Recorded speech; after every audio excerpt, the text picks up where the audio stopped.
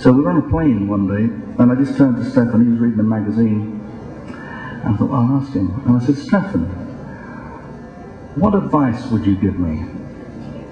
And he said, well, my dear, never tell your wife where you keep your money.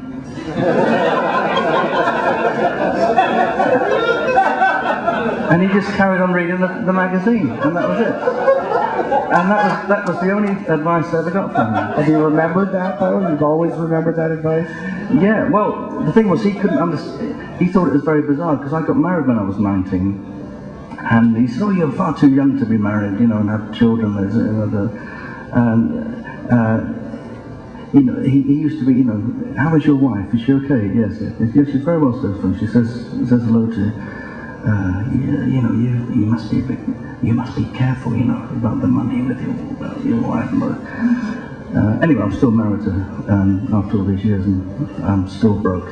She found the cookie jar. She found where it was. So musically, what did you get from him musically? Like, here you are, 22 years old, you're a sponge. You're pretty much musically wanting to learn everything. Did you learn to like kind of lay back with Stephane? Is there anything that he taught you musically? I think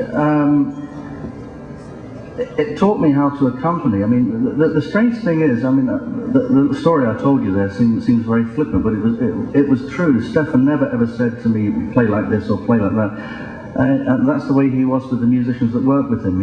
If he liked the way you played, he just wanted you to play the way you played, and that was it. Sometimes he would say, oh, it'd be a good idea if at the end you did this chord or something, but usually it was very free. But a couple of things that I learned was the way he played, which was like so lyrical and was like a voice.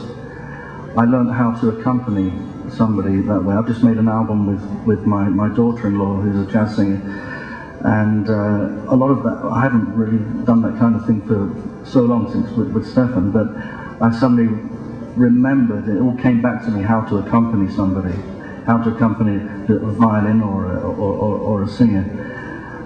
But the biggest, I think the biggest lesson I got from Stephane was the fact that when he got up on stage, he just loved to play for people.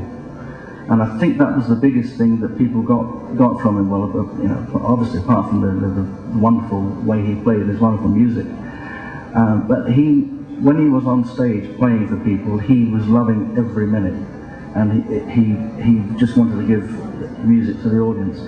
And he wasn't like a big showman, but he was there to play for people and not to be introverted in any kind of way, but just to actually project the music that he loved.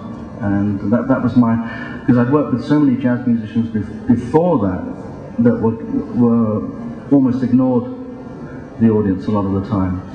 And so it seemed almost like he was selling out by maybe being